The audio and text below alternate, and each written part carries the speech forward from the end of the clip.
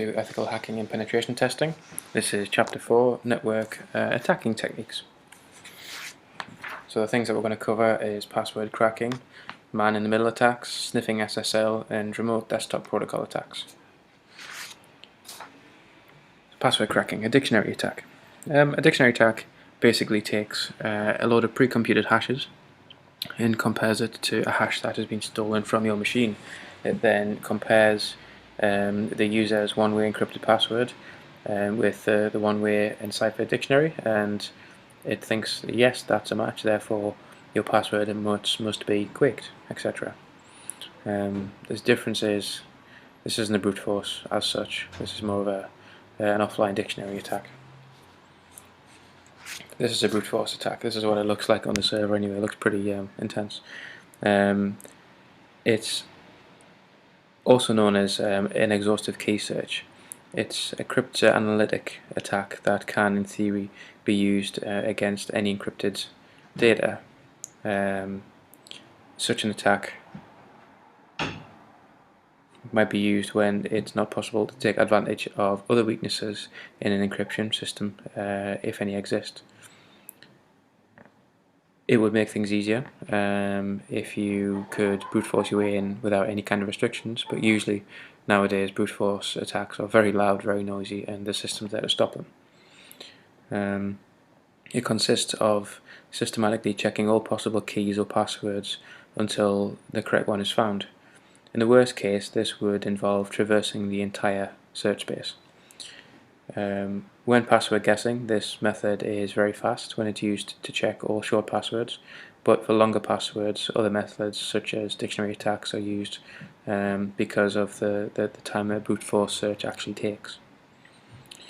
So when key guessing, the key length is used in the cipher. It determines the practical feasibility of performing a brute force attack. With longer keys, exponentially more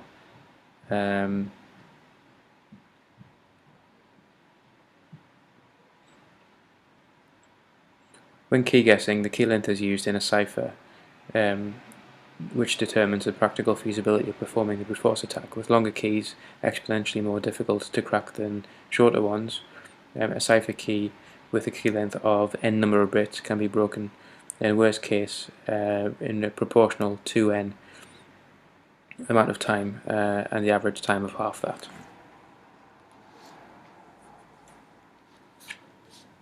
Now we have a rainbow table attack, which I can demonstrate later. This is an example where you would use AirSnort, or at least the AirSnort suite, to pick a wireless access point. You would then send disassociation packets to a particular client, and when they try and reconnect, you would capture their reassociation packets. You would then try and brute force it against a rather large word list that you would have on your machine offline. So a rainbow table is a pre-computed table for reversing cryptographic hash functions, usually for cracking password hashes. Tables are usually used in recovering plain text passwords up to a certain length, consisting of a limited set of characters. It's a practical example of space and time trade-off, using less computer processing time and more storage than a brute force attack, which calculates a hash upon every attempt, but more processing time and less storage than a simple lookup table with one entry per hash. The use of a key derivation function that employs a salt makes this attack rather infeasible, shall we say. It's only good for WEP and some very insecure WPA, in the wireless case anyway. So phishing. Phishing is an attempt to acquire sensitive information such as usernames and passwords, and even maybe credit card details, and sometimes indirectly money as well, by masquerading as a trustworthy person in some kind of electronic communication. Communications purporting to be from popular social media websites, auction sites, banks, online payment systems, or even an IT administrator, are all commonly used to lure the unsuspecting public into giving information they wouldn't necessarily do. Everybody I know would have had an email or something in the past saying, "Hello, this is your bank, please log in to check your password or something. That's a phishing attack. Spear phishing is more towards kind of one particular person, but phishing is this. So phishing emails would contain a link to a website that's infected with malware. It's typically carried out by email spoofing or instant messaging, and it often directs the users to enter details at a fake website whose look and feel are almost identical to that of the legitimate one. Phishing is an example of a social engineering technique that's used to deceive users, and it also exploits the poor usability of current security technologies on websites anyway. Attempts to deal with a growing number of reported phishing incidents include legislation, user training, public awareness, and technical security measures as well. So many websites have now created secondary tools for applications, like maps for games, but they should be clearly marked as to who wrote them. You should not use the same passwords anywhere on the internet, really. Phishing is a continual threat that keeps on growing faster every day, and the risk grows even larger in social media such as Facebook, Twitter, and in MySpace, that kind of thing. And you always hear about new websites popping up every now and again. I bet one person would potentially have the same password for half, if not all, of their particular accounts. And maybe even at home as well. If they have a password on their alarm system or something like that, that could be the same as a PIN number on their bank. You never know. From a hacker's perspective, it's always worth a try. For social engineering, in the context of information security, it refers to psychological manipulation of people into performing actions or divulging confidential information. So a type of confidence trick for the purpose of information gathering, fraud, or system access. It differs from a traditional con in that it is often one of the many steps in a more complex fraud scheme. So as I've said in the past, a good example would be you've been looking at the CEO of a particular company on their Facebook page. You realise that they're on holiday. You wait until they've been on holiday for a couple of days, and you call their PA or their receptionist and say, I understand your boss is on holiday. I hope he's enjoying his holiday in Turkey. You know, it just proves that you know a little bit about him. He was saying that I could use his phone system for the next couple of days. Do you know his PIN number? And of course the receptionist, thinking that you are a trustworthy source, just says, yes, of course, his PIN number is probably 1234. But anyway, that's a really good example of social engineering, and I bet you it happens all the time. Very difficult to trace as well. Malware. So malware is short for malicious software. It is any source of software used to disrupt a computer operation or gather sensitive information, or even gain access to private computer systems. It can appear in the form of code, scripts, active content, and other software.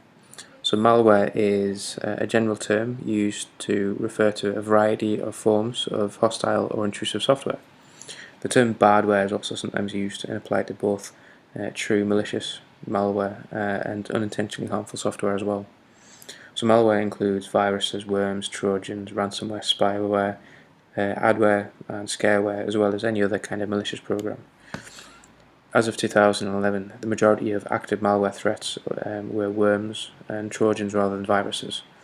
In law, malware is sometimes known as computer contamination, as in the legal codes of several US states. Malware is often disguised or embedded in non-malicious files. So offline password cracking. This is the silent way to do things, because all the password cracking goes on your machine. Offline attacks are only possible when you have access to the password hashes. The attack is done on your own system or on a system that you have local access to. Unlike an online attack, there are no locks or nothing else to stop you. Keep on cracking until you actually find the password. The only thing that could hold you back is the limits of your computer hardware, because an offline attack takes advantage of the machine's processing power and its speed, dependent on the speed of the actual machine. So the better the processor, and nowadays even the graphical card, the GPU, the more password guessing attempts you can get per second. On my machine, I've got a couple of machines, but my main desktop, I have the latest NVIDIA card, and I use that. I use the GPU for password cracking rather than the CPU, because it's about 6 times faster. Even on a laptop, you'd be surprised which one is faster. Do a bit of googling around and try and figure out which one you believe you can use. Even Raspberry Pis, which I'm going to do a demo of later. Raspberry Pis aren't very powerful. It's only a little ARM processor, but the GPU on it is rather powerful, which makes it great for password cracking. You can even get things like a backtrack for Pi and Kali for Pi, and they pretty much do everything you want in a very small box, which is quite cool. Next, guess the password. Next time you're at somebody's PC who's logged out, why don't you click on the password hint, and I bet you it will say same as bank, same as eBay, or even the actual password. I never understand why Windows lets you put the actual password that you use in the password hint. It's the most unsecure way to do things. There are some Linux distributions out there that won't let you do it, but a good way to guess is see what characters you can use. If it says it must be A to Z, 0 to 9, you know that you don't have to include any special characters. Use the hint. Look for local information. You would probably also be surprised how many people put the password on a post-it note, or if they have recently joined a company and have some kind of welcome pack that tells you to shred it after you read it. I bet you it's sitting in the top drawer and it includes the password. Also try the username plus 123. A few years ago there was a study shown, and the number one password to use was password 123. The second most common password was the username plus 123. And I bet you're reading this now thinking, well, actually, yes, I do have a couple of passwords which are very easy to use.